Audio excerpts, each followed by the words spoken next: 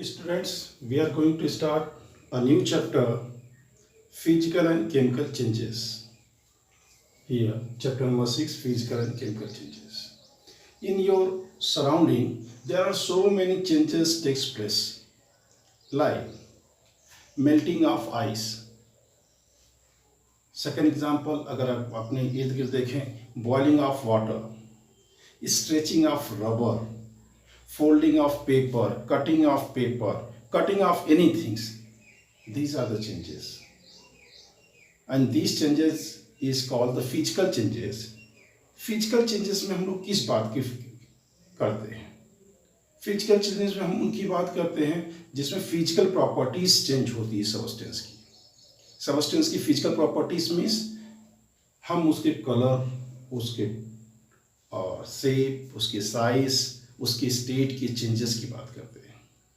Means अगर हमको physical changes को ही डिफाइन करना हुआ या फिजिकल चेंजेस की बात करना हुआ, it is a process, we can say it is a process in which physical properties of substances changes. Physical properties of substances changes means उसकी फिजिकल प्रॉपर्टीज चेंज होगी, उसकी शेप हो, उसकी साइज हो, ठीक है, कलर हो, एक्सेट्रा. जैसे अगर रबर बैंड लिया, हम उसको स्ट्रेच कर लें तो लेंथ इंक्रीज हो गया, उसकी साइज बढ़ गई, that is a physical changes. Water लिया, उसको जो हमने मेल्ट वाटर को वेपर में कन्वर्ट कर दिया, बॉयल कर दिया, वाटर से वेपर बन गया.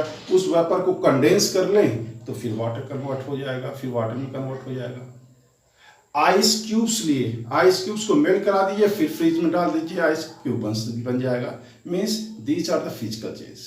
यानी आइस, छोटी क्लास में आप जानते हैं बच्चों, आइस और वाटर केमिकली सेम है, दोनों वाटर है. यानी कोई उनकी केमिकल चेंज नहीं हो रहा है, उनकी प्रॉपर्टीज में चेंज नहीं हुआ, लेकिन उनकी स्टेट्स में चेंज हो गया. स्टेट्स मतलब एक पहले वाटर लिक्विड था, आइस क्यूब बन गया, सॉलिड हो गया. यानी अब हम लोग यहाँ देखने जा रहे हैं कि फिजिकल चेंजेस में क्या क्या हो सकता है. किसी भी सब्सटेंस का शेप चेंज हो जाए. अब आप टूथपेस्ट का जो ट्यूब लिया है उसको दबा दीजिए, प्रेस कर दीजिए, उसका शेप डिस्टॉर्ट हो जाता है. Distortion of shape is a physical change. आप किसी सीट पे बैठे, सोफा पे बैठे, दब जा रहा है, तो यानी शेप में चेंज हो गया, तो इसका मतलब फिजिकल चेंजेस. साइज में चेंज की बात करेंगे. साइज में चेंज की stretching of rubber band, rubber band पे स्ट्रेच, उसको स्ट्रेच करें, when we apply the stretch तो उसकी साइज बढ़ जाती है. जब हम स्ट्रेस को रिलीज करते हैं, again get its original length. Similarly colours के बारे में, कलर्स का भी चेंज एक तरह से फिजिकल चेंज हो गया. स्टेट्स का चेंज, और जैसे हमारे पास वाटर है, वाटर को हीट किया, ये क्या हो गया, वेपर हो गया. इस वेपर को अगर हम कंडेंस कर दें तो फिर again it is converted into the liquid. यानी वाटर जो है हमारा क्या है, वाटर क्या है, लिक्विड स्टेट में है, और इसका वेपर, वाटर वेपर किस स्टेट में है, इसको हम लोग गैसियस स्टेट की बात करते हैं. ये सब एग्जांपल्स हैं. Stretching of rubber, melting of ice cubes, यहाँ फिजिकल स्टेट की चेंज हो रहा, सॉलिड से लिक्विड में कन्वर्ट हो रहा, but the substance is chemically same. Water और आइस दोनों सेम है. Third one is folding of paper या cutting of piece of paper, ये फिजिकल चेंज है. बॉइलिंग ऑफ वाटर, वाटर को बॉयल करो फिर ठंडा कर लो, कोई फर्क नहीं पड़ता, उसकी physical property will be remain same. Next important है डिसोल्यूशन ऑफ शुगर. अगर हमारे पास यहाँ पे वाटर है, इसमें हम लोग शुगर डिसॉल्व कर रहे हैं, इसमें क्या रख लिया, शुगर को डिसॉल्व कर ले, तो शुगर प्लस वाटर का सोल्यूशन हमको मिल गया. अगेन इसको हीट कर दे, इसको हीट कर दे तो क्या होगा, इसके वाटर्स तो अगेन वेपर में कन्वर्ट हो जाएंगे, again we will get the sugar, sugar मिल जाएगा. यानी शुगर की फिजिकल प्रॉपर्टी में कोई चेंज नहीं हो रहा. शुगर क्या हो रहा है, सिंपली डिसॉल्व हो जा रहा है. यानी इस फिजिकल चेंज का कंक्लूजन क्या है, इन दिस चेंज, अगर हम फिजिकल चेंज की बात कर रहे हैं, in such changes no new substance is form. यही हमारा इंपॉर्टेंट पॉइंट है. ये इंपॉर्टेंट हो गया. During physical changes, physical change के दौरान क्या होगा, no new substance is form. Next thing, इसमें एक इंपॉर्टेंट पॉइंट और है. This process, this change is reversible. ऐसा चेंज क्या है, रिवर्सिबल है. ये चेंज क्या है, रिवर्सिबल. ये चेंज हमारा रिवर्सिबल है, यानी आइस से वाटर बनेगा, वाटर बनेगा, फिर वाटर से क्या हो सकता है, आइस बन सकता है। ठीक है। दूसरा, वाटर से वाटर वेपर बन जाए, वाटर वेपर बन जाए, और वाटर वेपर से अगेन क्या हो जाए, वाटर वेपर से कंडेंस होके क्या बन जाएगा, वाटर बन जाएगा। ये हम इसको जो है इस फॉर्म में देख सकते हैं। रबर का एग्जांपल भी लिया, स्ट्रेस किया, लंबा हो गया, और उसको स्ट्रेस को उसके रिलीज कर दिया, छोटा हो गया। यानी these changes are called the physical changes, these are the example of physical changes. Now come to the chemical change. Chemical changes क्या है? Chemical changes means the process in which new substance is form. ऐसा कोई प्रक्रिया हो जिसमें नया substance बन जाए, उसको फिजिकल चेंज, उसको हम क्या कहेंगे, केमिकल चेंज। इनकी खासियत भी है, इसमें भी इंपॉर्टेंट पॉइंट क्या होगा, it is irreversible, it is irreversible, ये इरिवर्सिबल है, एक बार हो गया तो फिर वापस नहीं होगा। जैसे यहां क्या है, it is a process in which new substance is form. Important क्या हो गया, ये ऐसी प्रक्रिया है जिसमें एक नया न्यू प्रोडक्ट बनेगा, new substance is form. This means इसमें केमिकल प्रॉपर्टी सबस्टेंस की टोटली चेंज हो जाती है। जैसे एग्जांपल हम लोग इसका देखते हैं, burning of paper, burning of paper, burning of anything भी कर सकते हैं। बर्निंग ऑफ पेपर, हमारा एक पेपर था, उसको हम जला दिए, जला दिए तो क्या होगा, पेपर तो जल गया। अब उस जले हुए से फिर पेपर बनाएंगे, नहीं बनेगा। क्यों? क्योंकि वैसे भी देख सकते हो पेपर हमारा सेलुलोज का है, उसमें कार्बन है, हाइड्रोजन है, ऑक्सीजन है, वो जल गया तो कार्बन डाइऑक्साइड बन गया और एस मिल गया, वो उस एस से फिर रिवर्सिबल नहीं है।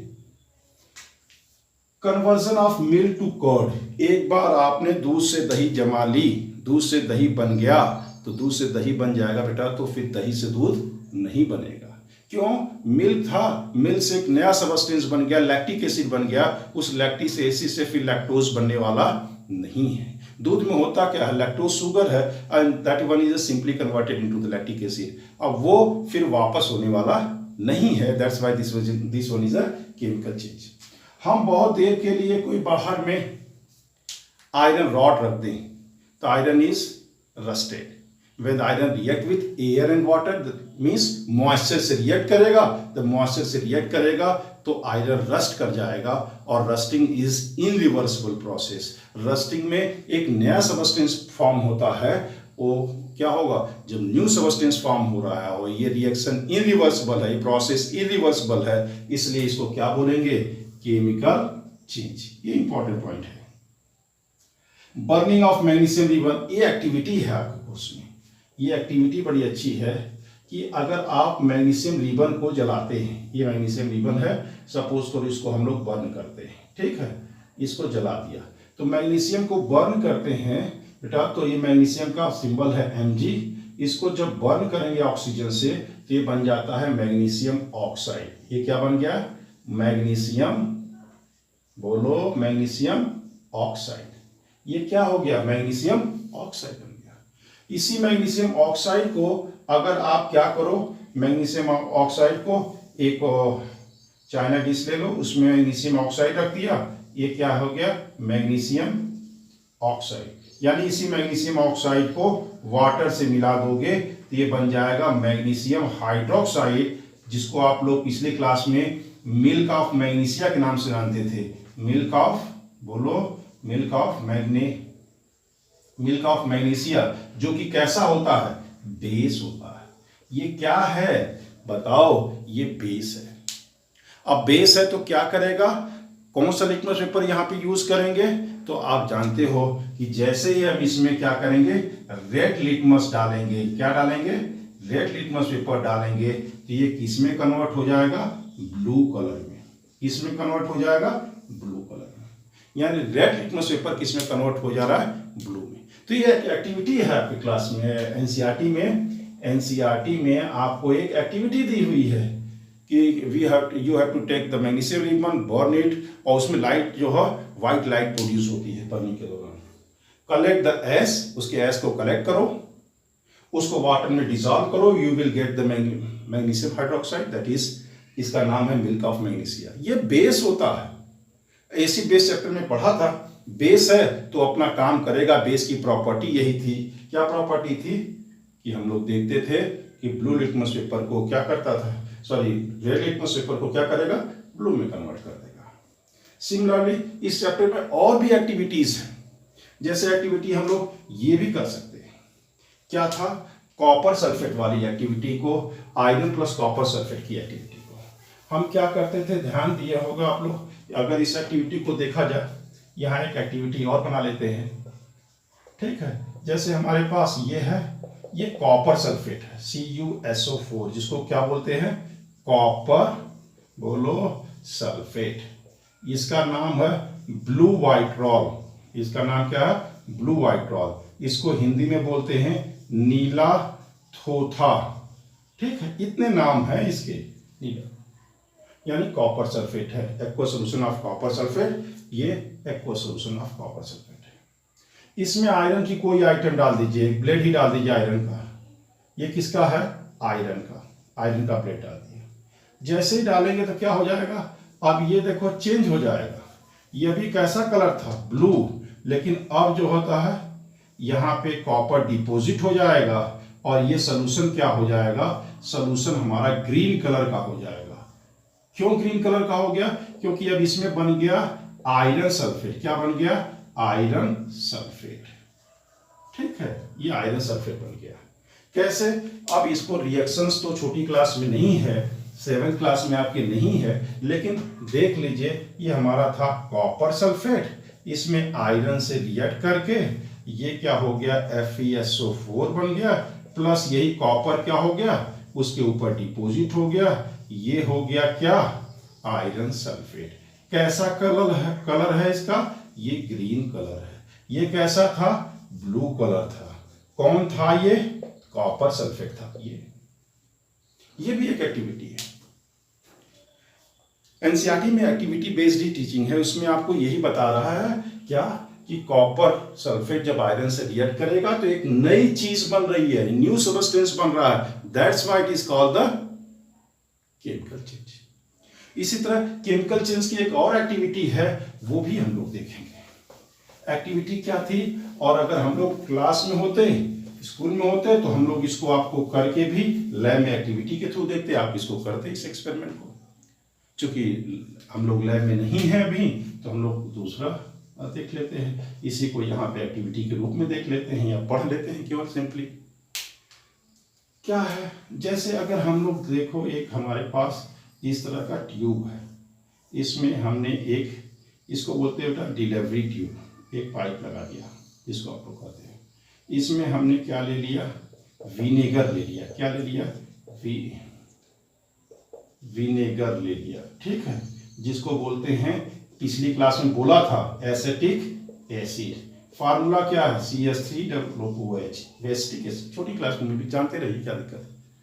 विनेगर पढ़ा था, एसिटिक एसिड। अब इसमें अगर हम लोग क्या मिलाते हैं, बेकिंग सोडा। घर में रहता है पूड़ी बनाने के लिए, केक बनाने के लिए बेकिंग सोडा। क्या मिलाते हैं, बेकिंग सोडा। ये क्या है फार्मूला, NaSCO3, बेकिंग सोडा मिलाते हैं। तो यहां से कार्बन डाइऑक्साइड पैदा होगा। कार्बन डाइऑक्साइड इसमें से आएगा ट्यूब से, और कार्बन डाइऑक्साइड को पास करा दीजिए। When this carbon dioxide is passes into lime water, यहाँ पे लाइम वाटर कर पहले से रखिए, यहाँ हमने क्या रखा है, लाइम वाटर। ये पहले कलरलेस था। जब इसमें से कार्बन डाइऑक्साइड पास होगा, ध्यान दो, यहाँ से क्या आ रहा है, CO2 गैस आ रही है। जब गैस आएगी तो इसमें बबल्स बनेंगे। थोड़ी देर बाद यहाँ पे लाइम वाटर था, जो कि लाइम वाटर किस में बदल जाएगा, it turns into milky colour, दूध के रंग का हो जाएगा। किस रंग का हो जाएगा, मिल्की कलर का। यानी हम लोग एक्टिविटी के थ्रू केमिकल चेंजेस को देखे, रस्टिंग ऑफ आयरन को देखे, एक एग्जांपल था।